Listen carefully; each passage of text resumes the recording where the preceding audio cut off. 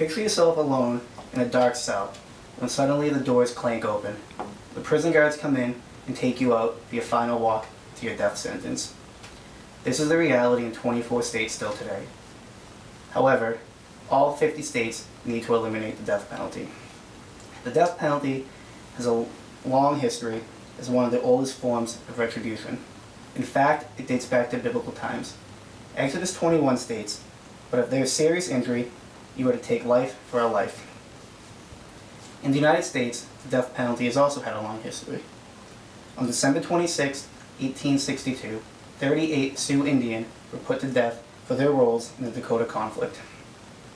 The last public execution in the United States occurred in 1936 in Kentucky. Rainey Betha was hanged for rape and murder of a 70-year-old woman. 20,000 people were in attendance. There are many arguments against the death penalty. 4 major ones include wrongful convictions, the high cost, the fact that the death penalty does not deter crime, and the fact that it is highly immoral. I would like to open with a quote from Governor Ryan of Illinois.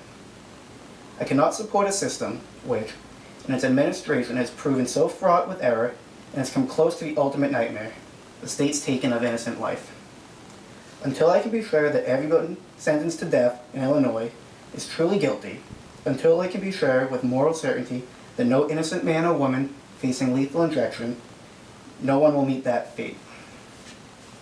It is a good thing that he takes that stance, because since 1973, according to Amnesty International, 138 people have been freed from the death row.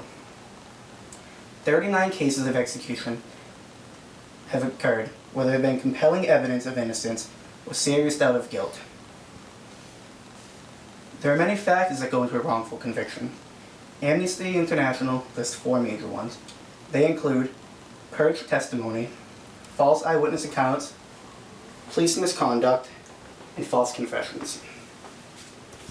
Many people claim the death penalty is a good way to keep prison costs down. They would be wrong. A Kansas audit found that death penalty cases cost 70% more than non-death penalty cases.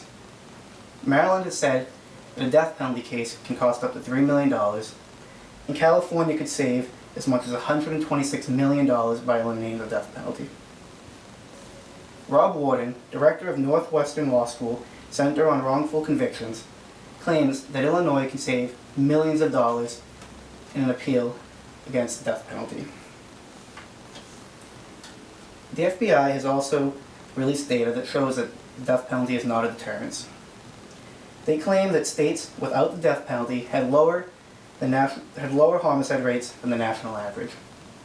A New York Times study found that from 1980 to 2000, homicide rates were 48 to 101% higher in states with the death penalty. Above all, the death penalty is immoral. 16 states have no death penalty. The United States remains one of few countries that still practice the death penalty. 139 countries have not had an execution in nearly 10 years or have eliminated the death penalty altogether, according to Amnesty International.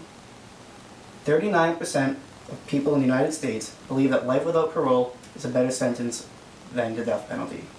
33% still believe the death penalty is the best way to go.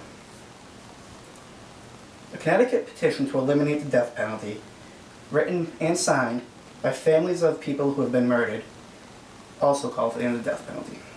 They say, "We realize that nothing can be done to erase the loss a senseless act of violence brought into our lives. But we can honor the memory of our loved ones and other families who may face tragedy by working for effective responses to violence. The death penalty, rather than preventing violence, only perpetrates it and inflicts further pain on survivors." There are a few reasons for the death penalty. One is that it gives closure to families who have lost loved ones. Another is they view it as a deterrent if enough executions take place. Proponents for the death penalty also claim that DNA can erase almost all uncertainty on a person's guilt. It doesn't give another person a chance to kill again, and it helps to keep the prison population down. Although there is some truth to all these statements, facts prove that most of them are wrong.